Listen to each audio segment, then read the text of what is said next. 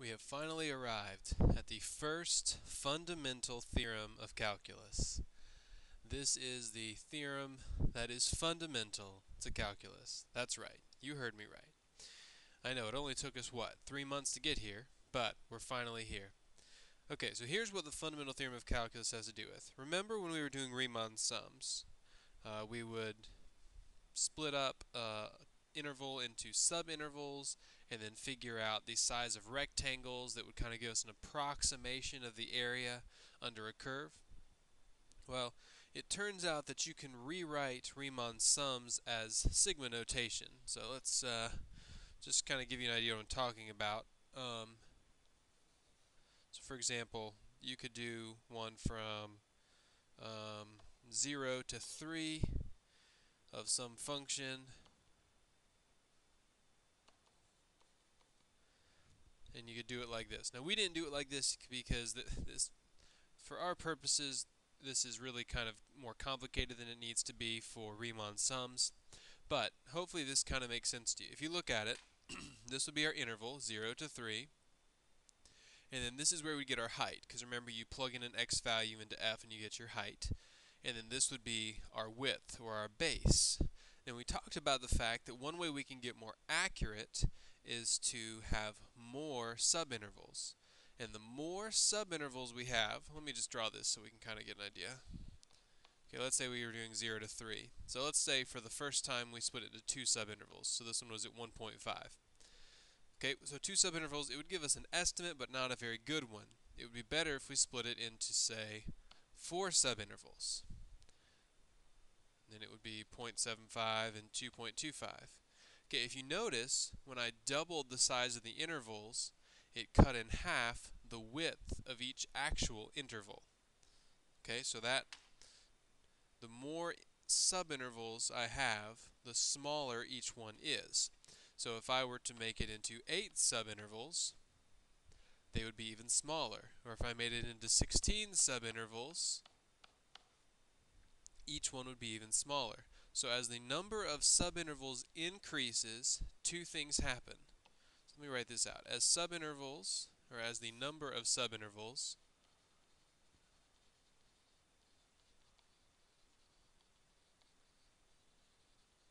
increases, one, the size of each subinterval decreases.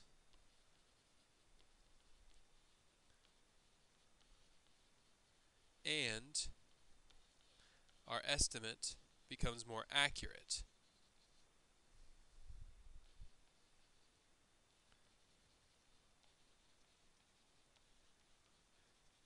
So ideally, we would like to make these as small as absolutely possible, because if we can make them smaller, then we become even more and more accurate. So this is where limits come into play. I told you, limits are the foundation of all calculus. I know we haven't done them in a while, but they're always hiding behind everything we do.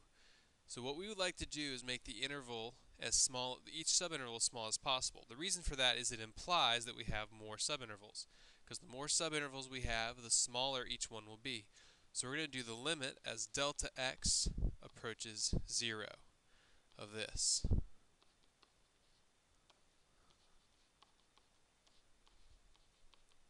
And if we can find that limit, then we will have the exact area under the curve, because as the number of, as the width of each subinterval goes to 0, the number of subintervals would go toward infinity, in which case we would find our perfectly accurate answer. Okay? What it turns out is that the limit of a Riemann sum is an integral. So now we're finally putting all these pieces together. You thought these were all just unrelated antiderivatives, Riemann sums, and sigma notation, all that, but it turns out they all come together. If you do the limit of a Riemann sum, it turns out to be an antiderivative, or an integral. So now we're finally going to see it, the first fundamental theorem of calculus. There are two, we'll talk about the other one later, but the first fundamental theorem of calculus. the suspense is killing me, right? Here's what it says. If a function f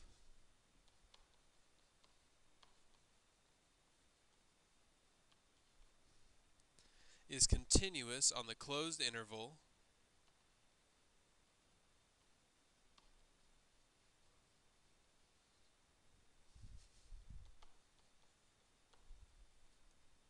from a to b, and capital F, or big F, is an antiderivative of little f,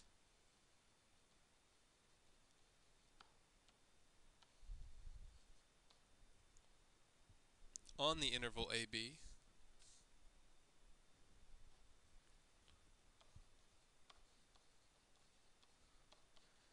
then, here it is. This is the big one. Are you ready?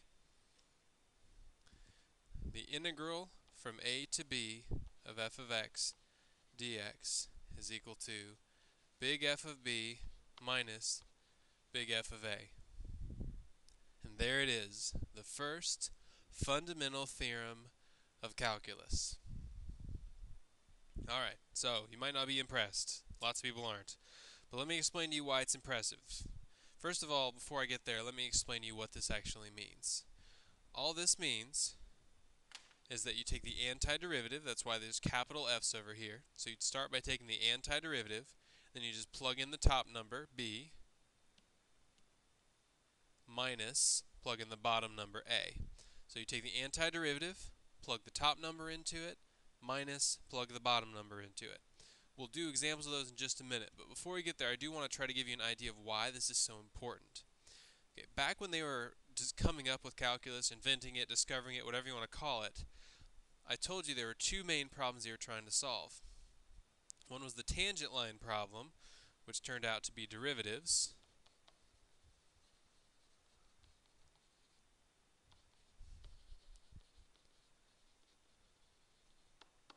And the other was area under a curve.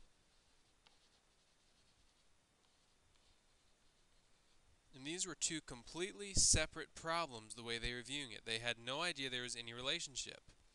But now what they discovered was that the tangent line, or the slope at a point, is found by a derivative, and the area under curve is found by antiderivatives, which is part of how you solve integrals. Like I said, I know this may not sound impressive to you, but this was a huge breakthrough.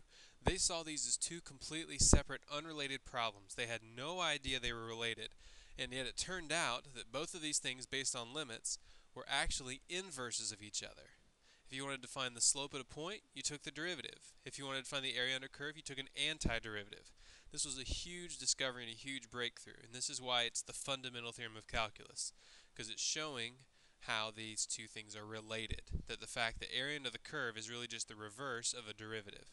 So it's linking those two ideas in these two problems.